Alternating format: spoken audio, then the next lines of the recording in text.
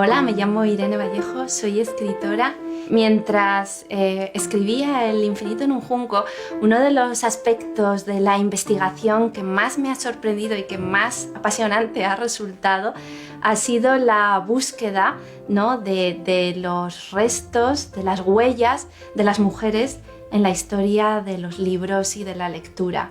Creo que las mujeres han sido un eslabón importantísimo en la educación y en la transmisión de conocimientos. Para mí ha sido una sorpresa descubrir que a pesar de todos esos obstáculos, de esas imposibilidades, ¿no?, de la obligación de quedarse dentro de las paredes de su casa y no poder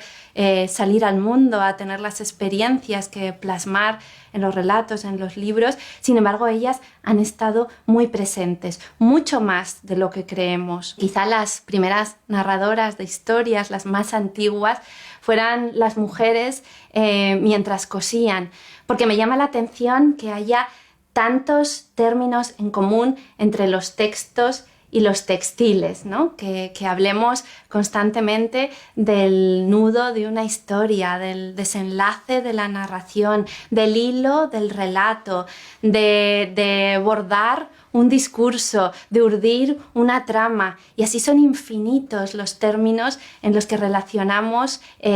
coser y narrar. Mi teoría, mi hipótesis es que las mujeres fueron las narradoras por antonomasia en los primeros momentos de la oralidad,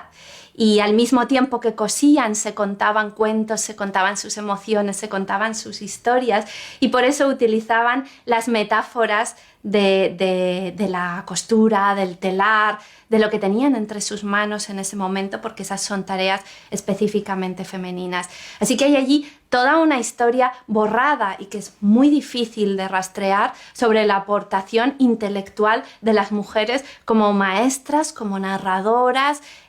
como enseñantes de sus propios hijos. De hecho, en el mundo romano, los hombres preferían que las mujeres se educasen, y como querían que los niños de su familia fueran los futuros líderes políticos, los oradores, los abogados, tenían interés en que aprendieran a hablar gracias a mujeres que estuvieran formadas y que tuvieran conocimientos y que hubieran leído.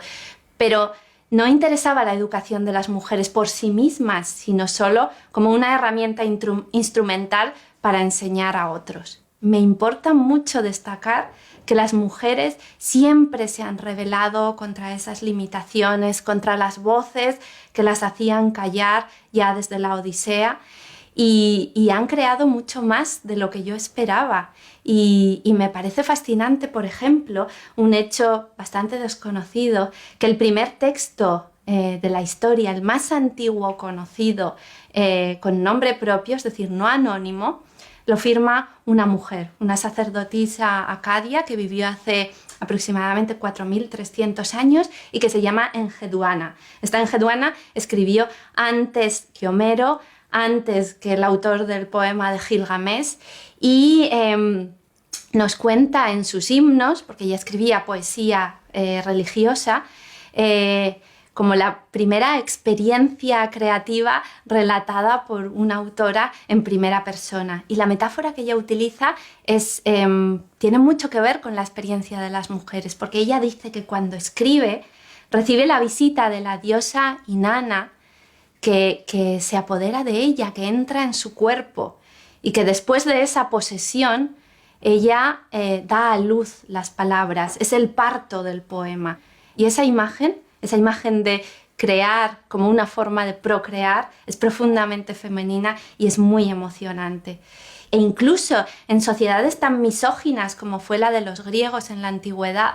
pues tenemos personajes como Safo, la poeta, o como Aspasia, que fue, según dice el propio Sócrates, su maestra, que se casó con Pericles, el líder de la joven democracia ateniense, y cuentan muchas fuentes que ella le escribía los discursos, y esos discursos, que a través de la obra del historiador Tucídides han llegado hasta nuestros días, han inspirado discursos de Kennedy y Obama. Es decir, que en nuestro mundo contemporáneo todavía se sigue escuchando la voz de aquella Aspasia que se ha convertido casi en un fantasma o en una imagen borrosa de la antigüedad. Me gusta insistir en que hubo mujeres filósofas en la academia, en las escuelas helenísticas, mujeres que se dedicaron a pensar, mujeres que contaron su historia, sus emociones, sus sentimientos, que indagaron, que buscaron, que investigaron y que hicieron todo lo posible